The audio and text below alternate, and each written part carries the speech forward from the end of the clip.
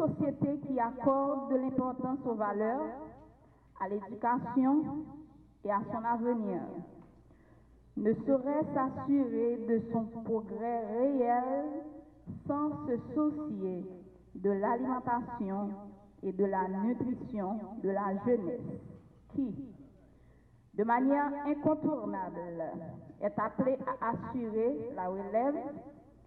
Ainsi, en nous réunissant ce matin, nous affirmons notre détermination à garantir une bonne santé nutritionnelle à nos écoliers. Le programme national de cantine scolaire, PNCS, depuis sa création en juillet 1997 par le président de la République d'alors, s'est constitué en tant que structure d'intervention durable, de renforcement de la sécurité alimentaire et du statut nutritionnel des enfants en âge scolaire. Il traduit de manière concrète une transition vers l'appropriation des actions d'appui aux cantines scolaires par le gouvernement. Au fil du temps, beaucoup d'efforts ont été déployés et le nombre de bénéficiaires a connu malgré tout des croissances et des régressions au gré des circonstances. Depuis l'année 2021, grâce au nouveau dynamisme insufflé au programme, tout est mis en œuvre pour que le PNCS puisse remplir pleinement le rôle qui lui est attribué. Ainsi, pour la première fois, près de 50% scolarisés, soit 1 300 000, ont pu bénéficier d'un repas chaud durant les heures de classe. Souffrez que nous en profitions pour féliciter nos partenaires pour leur contribution. Sans leur soutien, la distribution des denrées aux cantines ne serait pas assurée. Aujourd'hui, les réflexions qui seront produites sur la révision de certains aspects techniques du document de politique de stratégie nationale d'alimentation scolaire élaboré en 2016 seront non moins importantes quant à la mise à profit de l'application de ce document. Les travaux de révision débutés en 2022 par la réalisation d'un ensemble d'activités, dont un atelier Saber, la mise en œuvre d'un comité de pilotage bénéficieront encore de votre savoir-faire en vue de parvenir à un document digne de son nom. Mesdames, Messieurs, cet atelier n'exprimera pas la fin de notre labeur. Nous aurons également la tâche de bien exploiter ces extraits, lesquels serviront de guide, de boussole pour le sous-secteur de l'alimentation scolaire. Monsieur le ministre, je m'en voudrais de ne pas vous remercier de votre support, de votre soutien indéfectible pour la réalisation de cet atelier. Mesdames, Messieurs, seule l'éducation en peut contribuer au développement d'une société.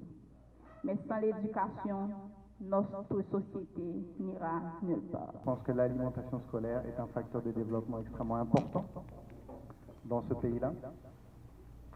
La politique et stratégie nationale d'alimentation scolaire date de 2016.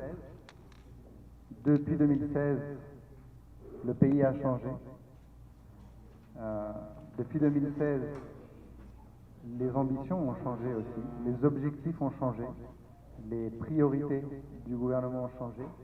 Et je pense que c'est de tout cela que nous devons discuter et de voir comment cette politique puisse être ajustée, adaptée à ce nouveau contexte-là. Le PAM est un partenaire important dans l'alimentation scolaire en Haïti. On est un opérateur qui aujourd'hui permet d'apporter un repas chaud chaque jour à près de 450 000 enfants. C'est pas assez, mais c'est déjà considérable.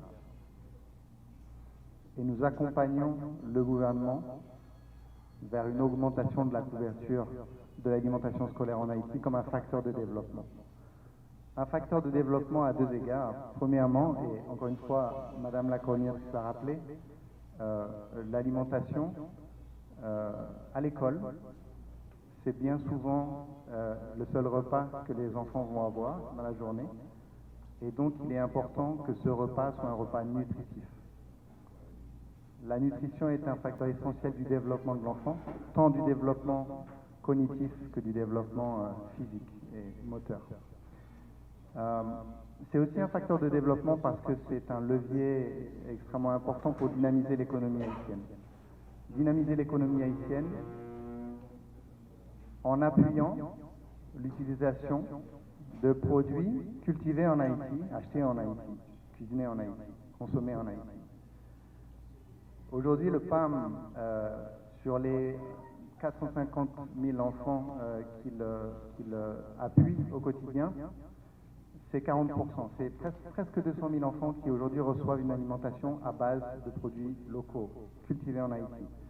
40%, encore une fois, c'est bien, mais ce n'est pas du tout suffisant. Le PAM vient de finaliser la rédaction de son plan stratégique pour les 5 prochaines années.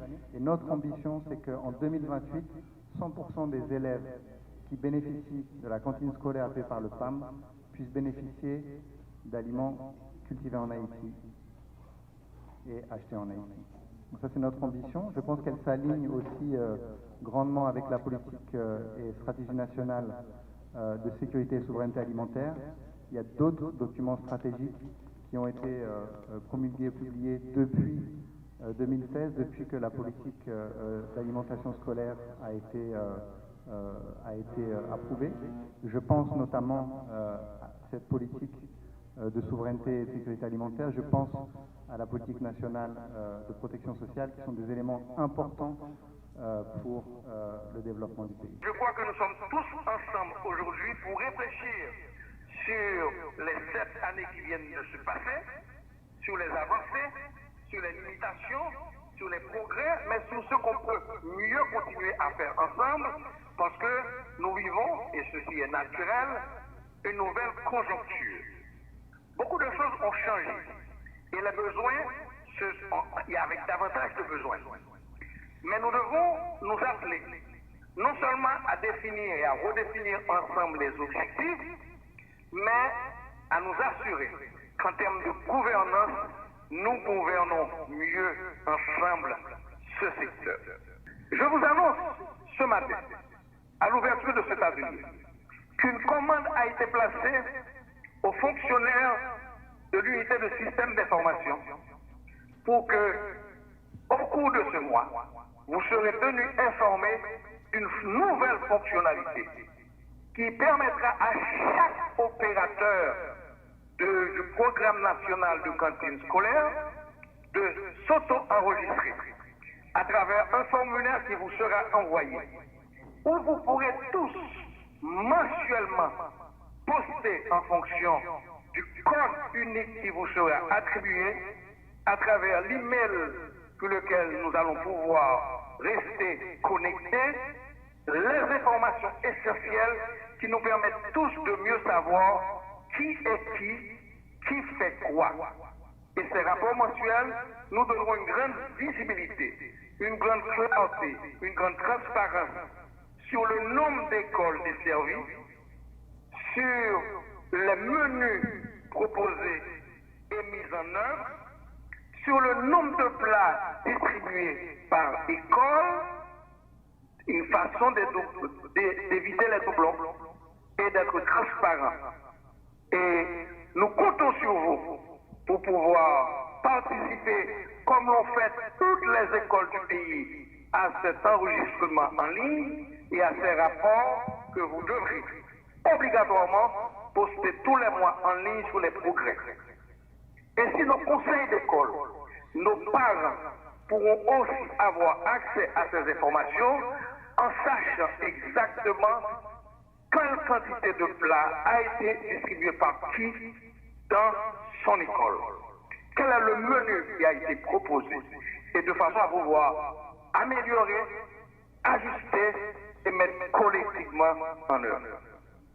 Ceci est juste un exemple de l'ensemble des progrès à très très court terme que nous devons collectivement continuer à faire pour plus de transparence et que nous puissions mieux desservir les enfants, la communauté des parents, surtout les groupes les plus vulnérables qui ont grand besoin des faibles moyens que nous mobilisons et que nous espérons mobiliser encore davantage parce que la cantine scolaire, la nutrition scolaire a besoin davantage de ressources dont elle ne dispose aujourd'hui.